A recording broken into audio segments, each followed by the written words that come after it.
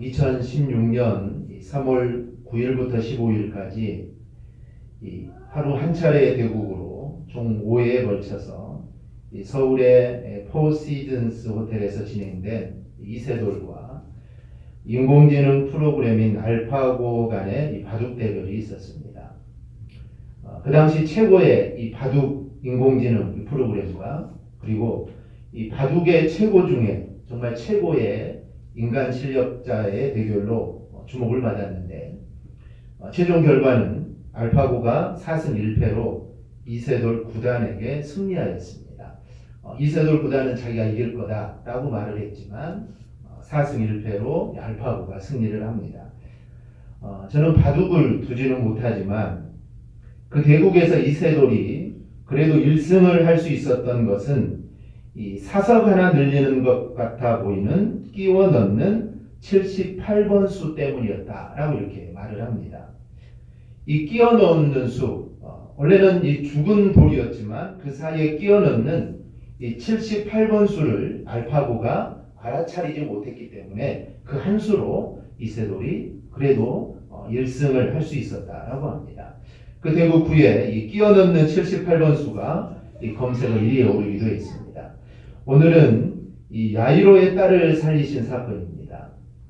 이미 오늘 본문 중에 이 끼어 있는 이 43절에서 48절은 우리가 지난 시간에 우리가 이미 살펴보았습니다. 마치 이세돌이 알파고의 바둑에서 이 끼어 넣었던 정말 이 78번 수와 같은 사건이 바로 12의 혈류증으로 고생하던 여인이 예수님의 옷자락을 만짐으로 고침을 받았던 이 사건입니다. 이 끼어 들어간 사건은 이 단순히 이 혈류증 환자의 고침뿐만 아니라 이 끼어 넣는 사건으로 인해 본 이야기의 주인공인 야이로에게 정말 큰 믿음을 갖게 하는 그런 사건이 되었습니다. 예수님께 다시 가버나움으로 돌아가셨을 때 회당장 야이로가 예수님에게 와서 자기 집으로 가기를 청합니다. 자신의 12살 되는 딸이 지금 죽어가고 있기 때문입니다. 그래서 예수님은 지금 야이로의 집으로 가던 중입니다. 근데 예수님이 갑자기 걸음을 멈추십니다. 그리고는 누가 당신의 옷에 손을 댔느냐라고 묻습니다. 그래서 모두들 아니라고 대답을 하고 베드로가 사람이 많아서 밀려서 옷에 손이 닿은 것 같다라고 이렇게 말을 합니다. 하지만 예수님은 또다시 말씀하십니다. 누군가 당신의 옷에 손을 대었을 때 나에게서 능력이 나간 것을 내가 안다 하시면서 또다시 누가 당신의 옷에 손을 대었는지 또다시 묻게 됩니다. 그럼 그 당시 우리는 회당장 야이로의 속마음을 한번 우리가 좀 생각해 봐야 합니다. 주님을 존경하는 마음을 가지고 있었으니 이렇게 말씀하시는 것 주님에 대해서 불만이 없을 수도 있지만 지금 자신이 주님을 청한 이유는 지금 죽어가는 딸 때문입니다. 그런데 가는 도중 주님께서 누가 당신의 옷에 손을 댔느냐 재차 묻는 것을 보았을 때 아마 이런 생각을 했을 수도 있습니다. 주님, 그게 뭐 그리 대단하다고 그러십니까? 이렇게 사람이 맞는데 옷자락에 손이 닿는 것은 있을 수도 있는 일이죠. 누가 자신의 손이 주님의 옷자락에 닿는지 어떻게 알겠습니까? 지금 제 딸은 지금 죽어가고 있습니다. 빨리 저희 집으로 가시지요. 아마 이런 생각을 했을 수도 있습니다. 제 생각이지만 우리가 사건의 경중을 따져볼 때 지금 죽어가는 딸을 살리러 가는 것과 주님의 옷자락을 만진 사람이 누군가 이것을 찾는 것 중 어느 것이 더 중하겠습니까? 또한 주님의 말씀처럼 주님의 능력이 나갔다면 이미 그 사람은 이제 문제가 해결되었을 텐데 굳이 그 사람을 찾아서 확인해야 될 이유가 또 어디에 있겠습니까? 즉 아직 해결되지 않아서 죽어가는 딸이 있는 게 이거 더 큰 문제입니다. 회당장은 믿음이 너무 좋아서 이렇게 하시는 주님의 그 모습을 보며 이해가 됐을지 모르지만 만약에 제가 회당장이었다면 아마 주님이 왜 이렇게 지체하시는지 아마 속상했을 겁니다. 왜냐하면 주님이 지체하면 지체할수록 이 딸이 죽을 수도 있기 때문에 이 회당장 야이로는 정말 속상했을지도 모릅니다. 그렇다면 왜 주님께서는 이 혈류증 앓던 여인이 고침받던 사건을 통하여 왜 야이로의 집으로 가는 길을 왜 주님께서 과연 지체하셨을까라는 것입니다. 오늘 본문을 묵상하면서 우리가 세 가지 중요한 이유를 우리가 살펴보며 함께 은혜를 나누고자 합니다. 첫째는 이 기다림도 신앙의 일부다라는 것입니다. 요즘은 이 스마트폰 하나의 어플 하나만 있으면 전화하지 않아도 음식이 30분 안에 정말 집 앞으로 배달되는 정말 마법 같은 것이 일상인 곳에 우리는 살고 있습니다. 정말 선진국 가운데서도 이 대한민국처럼 인터넷 속도가 빠르고 편의시설이 제공되는 곳 없습니다. 그래서 무엇이든지 한국은 정말 빠릅니다. 그래서 외국인들이 봤을 때 신기해하는 한국의 빨리빨리 문화가 있습니다. 첫째는 커피 자판기에 나오는 곳에 손을 놓고 기다린다라는 것입니다. 외국 사람들은 자판기에 커피가 다 나온 후에 그냥 불이 꺼지죠. 그러면 컵을 꺼내는데 한국 사람들은 컵이 나오는 곳에 손을 대고 있습니다. 빨리 꺼내려고 그러죠. 그래서 가끔은 튀는 컵에 손을 대기도 합니다. 또 하나는 화장실에서 볼일을 보며 양치를 한다. 누가 시키지 않았는데도 너무 바쁘다 보니까 양치질하면서 자연스럽게 볼일을 봅니다. 또 하나는 웹사이트가 3초 안에 안 열리면 닫습니다. 그래서 1초 안에 웹사이트가 바로 뜨지 않으면 한국 사람들은 답답해합니다. 또 하나는 이 가게 주인이 카드 서명을 대신합니다. 이것은 외국에서는 상상할 수 없는 일이라고 합니다. 외국에서는 주인이 카드 서명 대신하는 것 상상할 수 없다고 합니다. 근데 한국에서는 빨리 계산을 하고 나가야 되는 손님의 입장을 고려해서 주인이 재빨리 카드 모서리로 지렁이 같이 이렇게 서명을 합니다. 또 하나는 엘리베이터 닫힘 버튼을 계속 누른다는 겁니다. 이 사람이 타고 엘리베이터가 닫히는 평균 속도는 5초에서 10초 정도 되는데 이게 목적지에 도달하기까지는 턱없이 긴 시간일 거라 생각을 하죠. 그래서 누군가가 타자마자 아주 절묘한 타이밍에 이 닫힘 버튼을 누릅니다. 그리고 엘리베이터 문이 닫힐 때까지 계속 누르죠. 내릴 때도 마찬가지입니다. 문이 열릴 때까지 계속해서 열린 버튼을 누릅니다. 다 공감들 하시죠? 아마 우리가 흔히 하는 이런 행동들입니다. 또 하나 우리 한국 사람들의 특징을 이야기하는 것 중에 하나가 이 냄비 근성이라는 말을 많이 합니다. 정말 그런 특징이 있는 게 사실입니다. 우리 한국 사람들 어떤 사건이 터질 때 정말 전 국민적인 관심이 쏠립니다. 그 사건 당사자들은 정말 견딜 수 없을 정도로 여론의 물매를 맞죠. 우리가 지금 조국 관련된 일도 우리가 다 보면은 정말 여론의 물매를 얼마나 많이 맞습니까? 그래서 인터넷은 그 사람의 신상털기와 더불어서 그 사람에 대한 비난의 글들을 아주 분물처럼 쏟아냅니다. 근데 냄비의 물이 정말 부글부글 끓다가도 불이 꺼지면 어떻게 되죠? 순식간에 식어버립니다. 즉 언제 그런 일에 관심을 가졌는가 싶을 정도로 외면을 한다는 겁니다. 아예 없었던 일들처럼 다 잊어버립니다. 이런 근성을 가지고 있으니까 가장 이득을 보는 사람들이 있습니다. 바로 정치인들과 경제인들입니다. 이들은 설령 잘못을 해서 여론의 물매를 맞더라도 그들은 크게 걱정하지 않습니다. 왜냐하면 정말 부글부글 끓다가도 시간이 지나면 또 언제 그랬냐 듯이 잠잠해지기 때문입니다. 그래서 정말 정치인들에게 매번 당하면서도 그 사람이 또 출마를 하게 되면 그 사람은 또 당선이 됩니다. 경제인들도 마찬가지입니다. 비리를 저질러도 약간의 비난을 감수하면 또 사면이 되고 복권이 됩니다. 그래서 여전히 그들의 자리는 굳건합니다.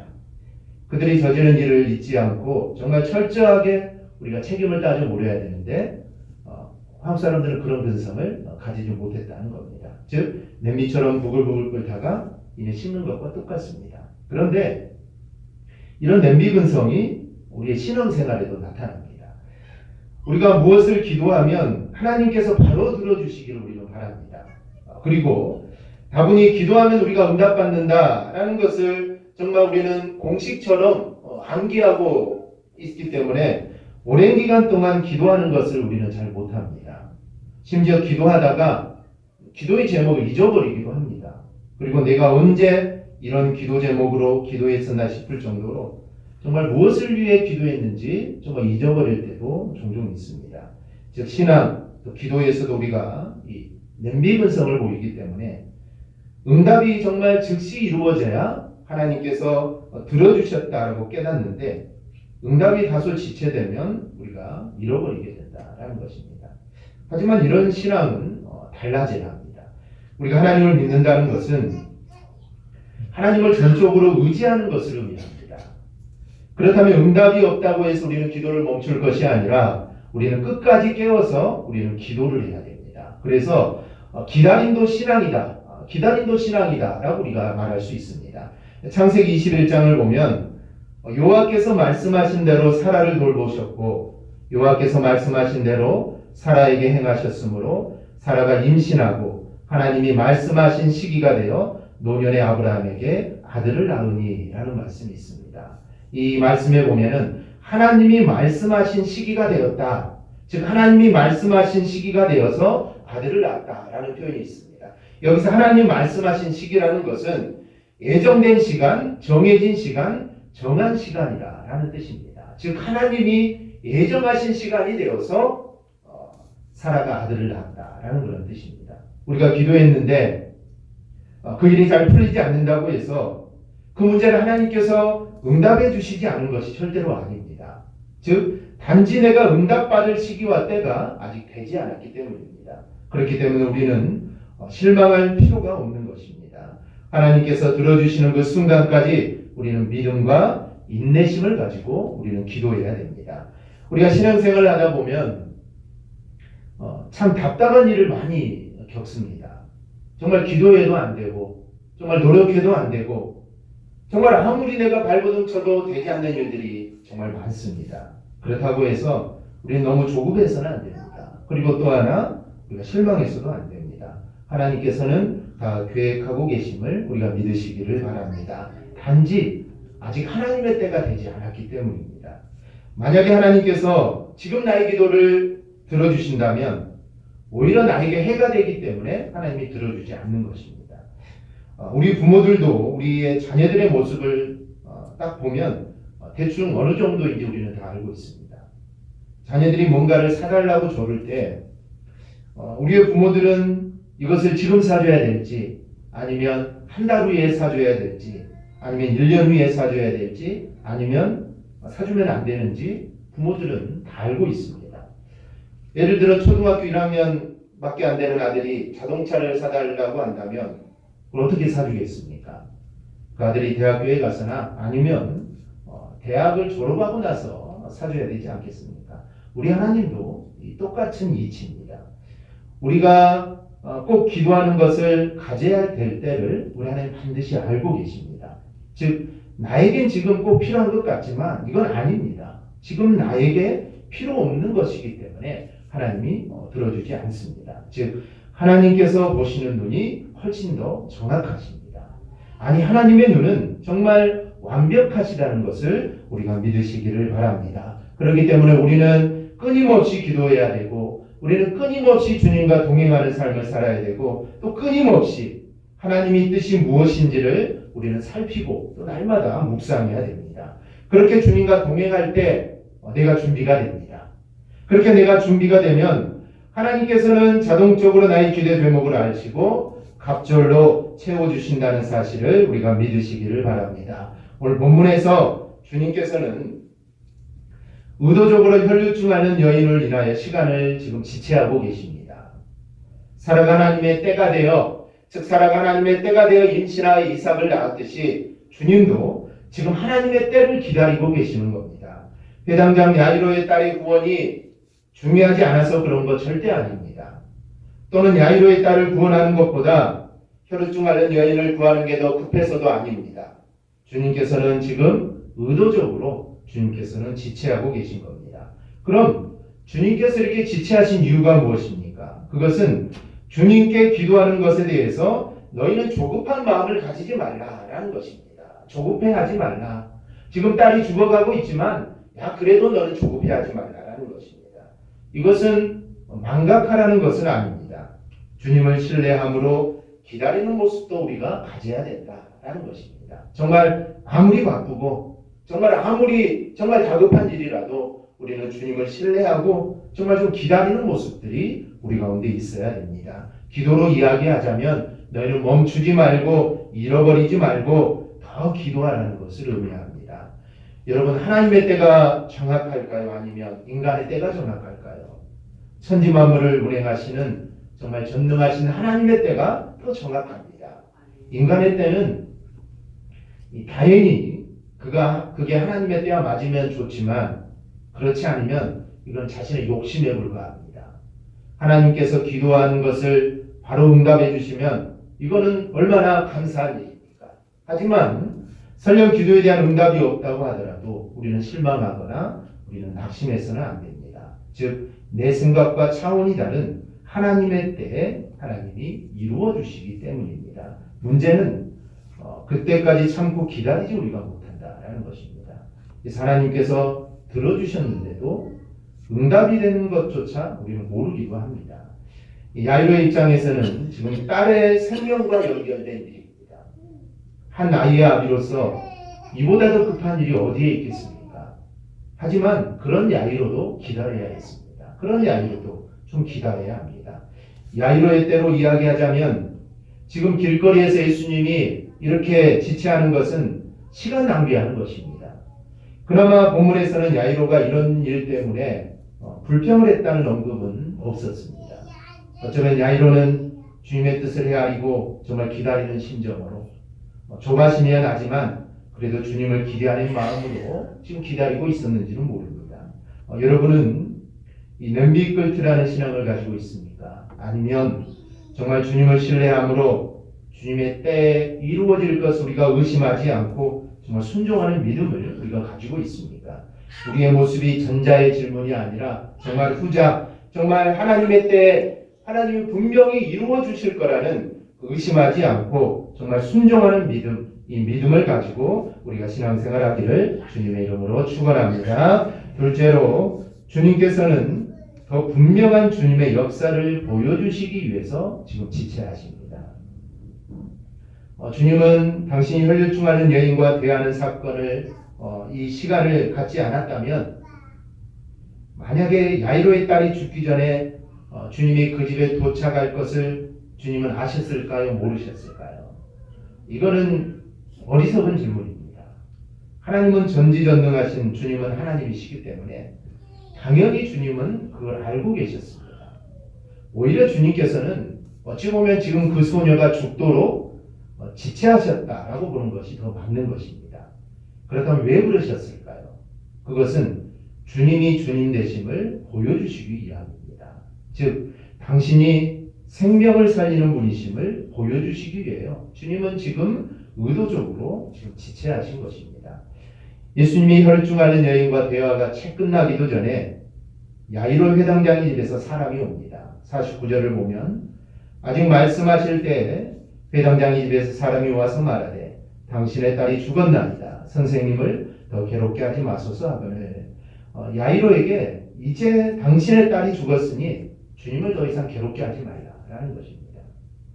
저들이 주님에 대해 인식하는 한계가 여기에 있습니다. 그들도 주님을 따랐지만 저들의 생각에는 주님은 생명을 살리는 일은 할 수 없는 분이다 라고 그들은 그렇게 여긴 겁니다. 이런 모습은 회당장 야이로의 집에 이르렀을 때도 이어집니다.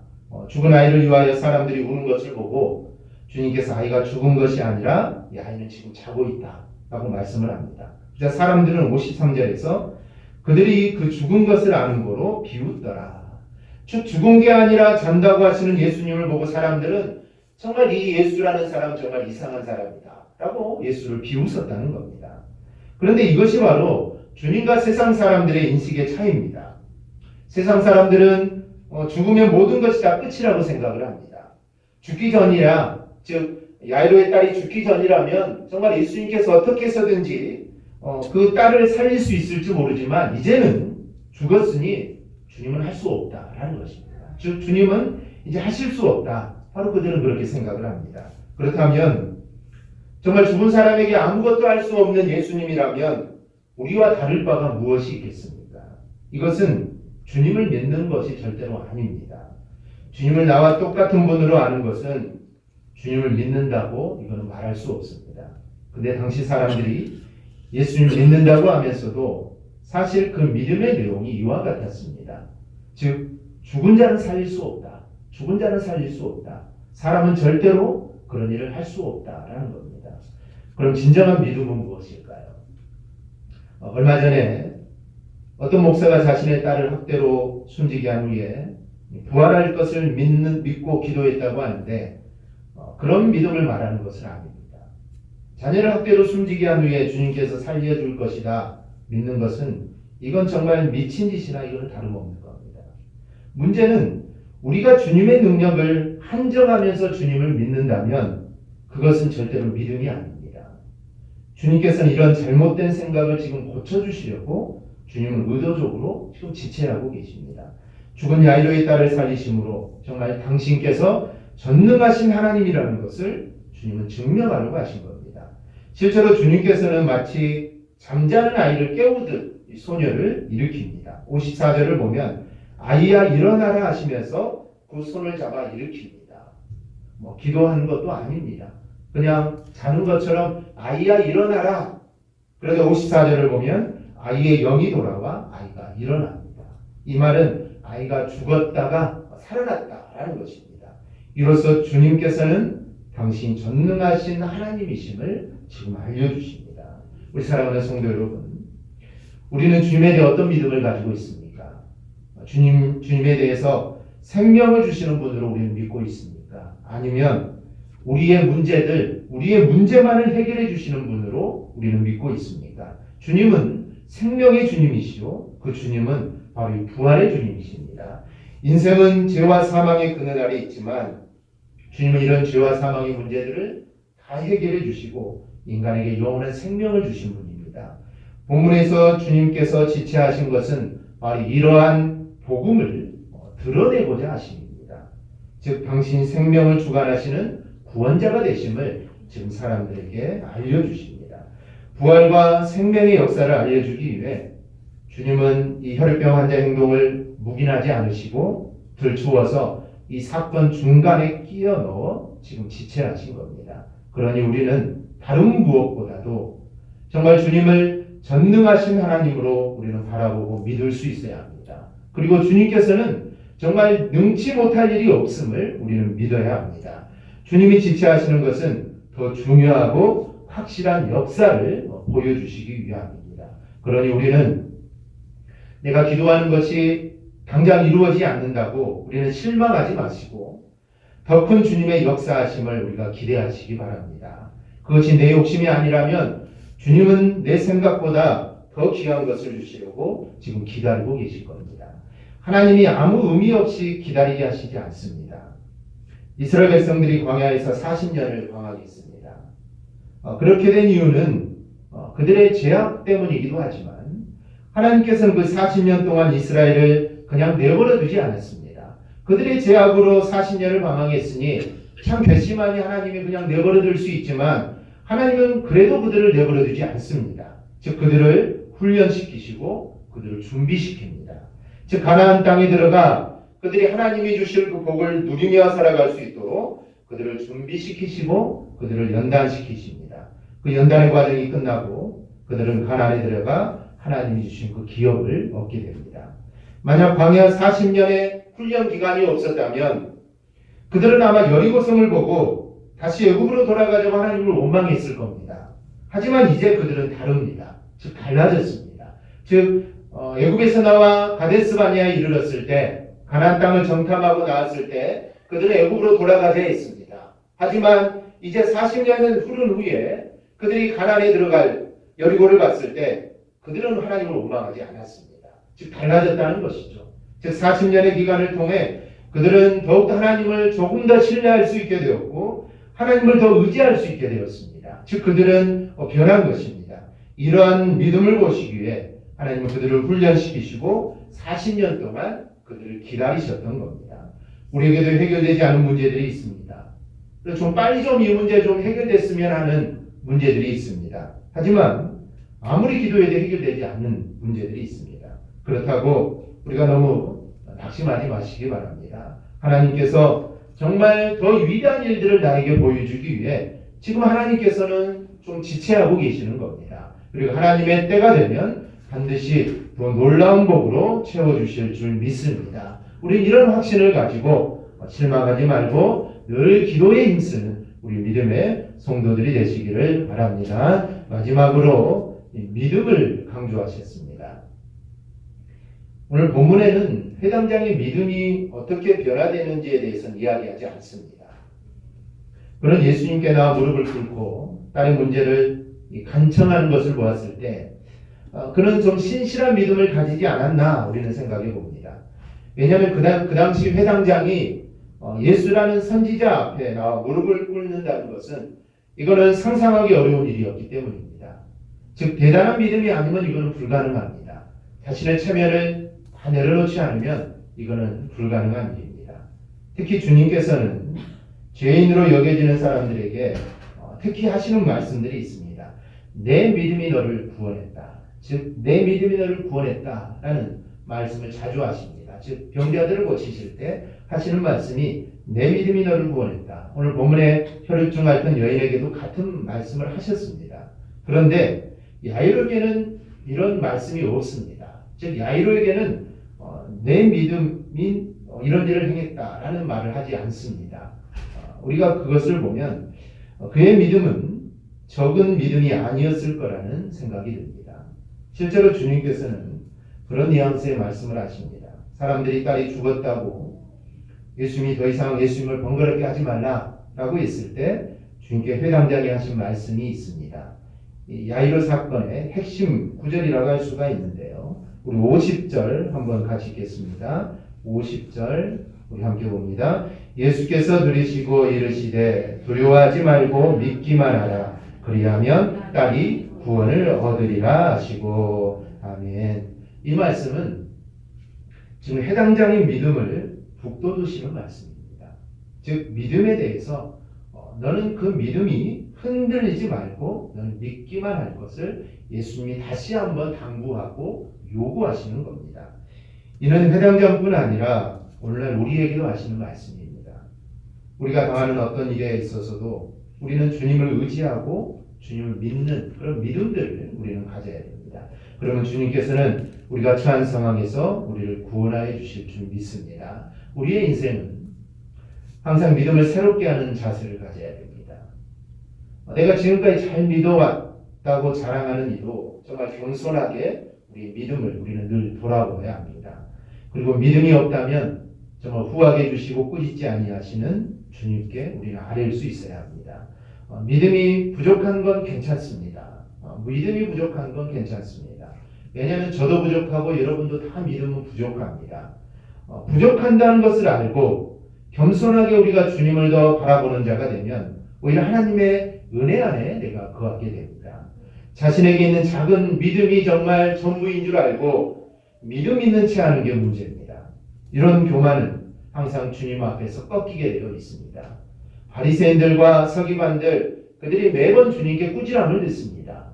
그들이 주님을 만날 때마다 주님이 그들을 꾸짖는데 그들은 사람들이 봤을 때 정말 믿음도 대단하고 정말 대단한 믿음을 가지고 있는 것처럼 보이지만 주님께 꾸지람을 늘 받습니다. 그 이유는 그들의 믿음의 교만 때문입니다. 즉 그들은 스스로 내 믿음이 대단하다라는 믿음의 교만을 가지고 있었기 때문에 주님으로부터 항상 꾸지람을 받습니다. 그렇기 때문에 믿음이 부족한 건 괜찮습니다. 즉 정말 내 믿음이 부족하는 겸손한 마음으로 주님께 나아가는 자, 바로 그 자를 우리 하나님은 칭찬하시고 그에게 은혜를 베풀어 주시는 겁니다. 우리는 어떤 상황에서도 정말 주님을 믿는 믿음이 흔들리지 않아야 됩니다. 근데 우리의 삶을 우리가 돌아보면 정말 작은 일에도 우리의 믿음이 흔들릴 때가 정말 많습니다. 정말 말 한마디, 정말 우리의 믿음이 좀 흔들릴 때가 얼마나 많습니까? 그런데 그래서는 안 된다라는 말씀입니다. 그럴 때일수록 우리는 더욱더 주님을 굳게 우리는 붙잡아야 합니다. 그리고 믿음이 부족하다고 생각이 들면 더 큰 믿음을 위해서 우리는 주님께 간구할 수 있어야 합니다. 그러면 주님은 우리에게 더 큰 믿음 주시기를 주님은 주저하지 않으십니다. 우리 사랑하는 성도 여러분, 기다리는 것도 믿음입니다. 기다리는 것도 믿음입니다. 냄비처럼 정말 부글부글 하는 믿음이 아니라 정말 어떤 상황에서도 주님을 신뢰하는 믿음을 우리가 갖기를 바랍니다. 주님은 당신의 때에 가장 좋은 것으로 우리에게 주실 것입니다. 그런 주님을 믿고 신뢰하는 우리 믿음의 성도들이 되기를 주님의 이름으로 축원합니다. 아멘. 기도하겠습니다.